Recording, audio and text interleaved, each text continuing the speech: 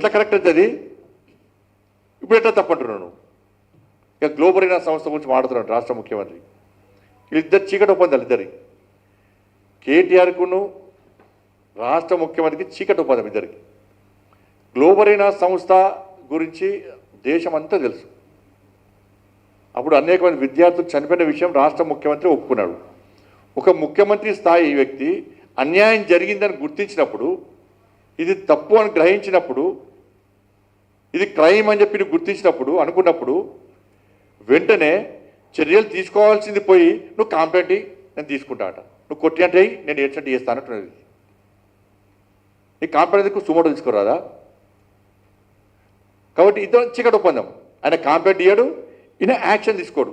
ఇది phone tapping చూస్తారు కదా, ఇది నాకు తెలిసి ఇప్పటివరకు 10,000 మందిని ఎంక్వైరీ చేసి రావచ్చు. ఇప్పటికి ఫోన్ వస్తున్నాయి ఎంక్వైరీ ఎంక్వైరీ ఎంక్వైరీ అని. అది ఎంక్వైరీ అయ్యలేదు, చర్యలు తీసుకోలేదు. ఇదే ముఖ్యమంత్రి అన్నాడు, నా భార్య పిల్లలు కూడా ఫోన్ ట్యాపింగ్ చేసిర్రు, ఫోన్ ట్యాపింగ్ నాకు జరిగింది, ఫోన్ ట్యాపింగ్ చేసింది, అది ఇది వాస్తవం అన్నాడు. ఒక ముఖ్యమంత్రి స్థాయి గౌరవప్రదమైనటువంటి వ్యక్తి నువ్వు ఆ చైర్లో కూర్చున్నప్పుడు, తెలంగాణ రాష్ట్రంలో అన్యాయం జరిగిందని నువ్వు భావించినప్పుడు చర్యలు తీసుకోవడంలో నీకున్న ఇబ్బందులు ఏంది? నేను ఆపుతున్నది ఎవరు?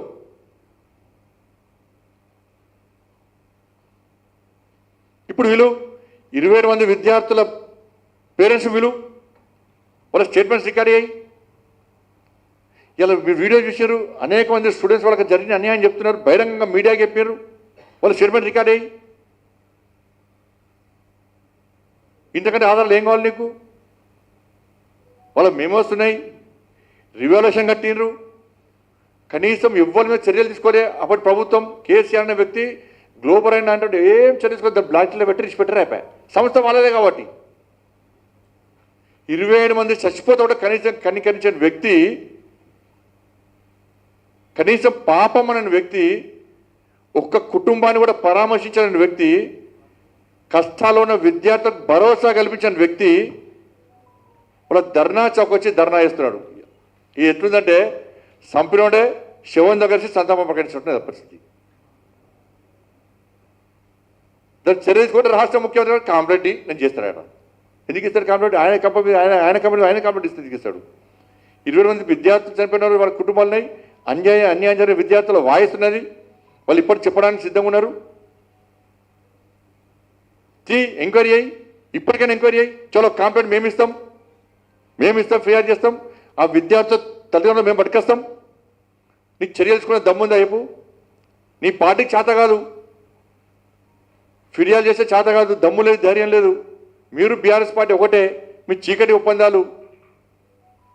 బీఆర్ఎస్ పార్టీ ఇప్పుడు గ్లోబల్ అయినా వస్తుంది కదా, కథ మళ్ళీ బీఆర్ఎస్ కాంప్రమైజు, ఢిల్లీకి మూటలు.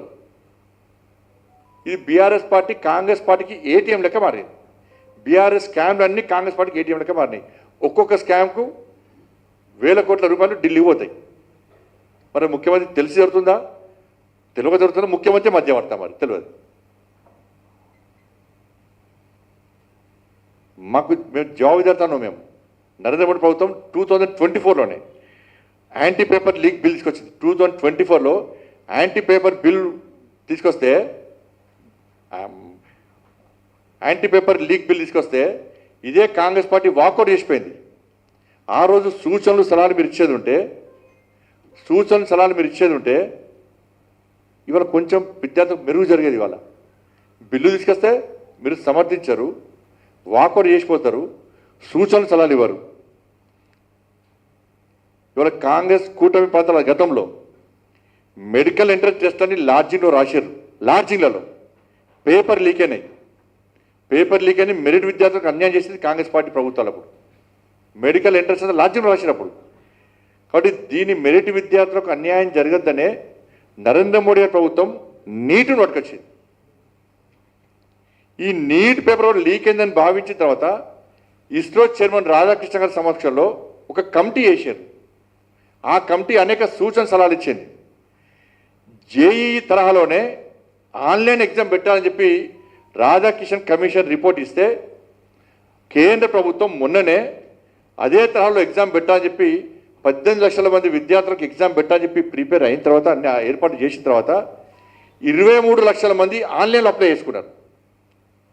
అప్పటికప్పుడు ఏర్పాటు చేయడం సాధ్యం కాదు కాబట్టి నీట్ ఎగ్జామ్ను యథావిధిగా నిర్వహించి వచ్చే సంవత్సరం కొత్త సంస్థలతో చేస్తామని చెప్పి ప్రభుత్వం పకడ్బందీగా నిర్వహించడానికి సిద్ధమైంది.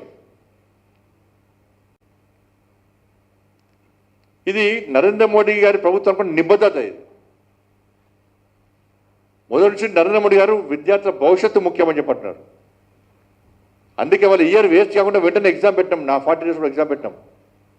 ఏ విద్యార్థికి ఇయర్ వేస్ట్ కాకుండా ర్యాంక్స్ వచ్చినాయి, కష్టపడ్డ ర్యాంక్స్ వచ్చినాయి. ఇంకో విషయం, 2014లో 2014 ముందు దేశంలో 51,000 ఎంబీబీఎస్ సీట్లు మాత్రమే ఉంటాయి. 51,000 మాత్రమే ఎంబీబీఎస్ సీట్లు ఉంటాయి. ఇవాళ 1,36,000 1,36,000 మెడికల్ సీట్లు పెంచింది నరేంద్ర మోడీ ప్రభుత్వం.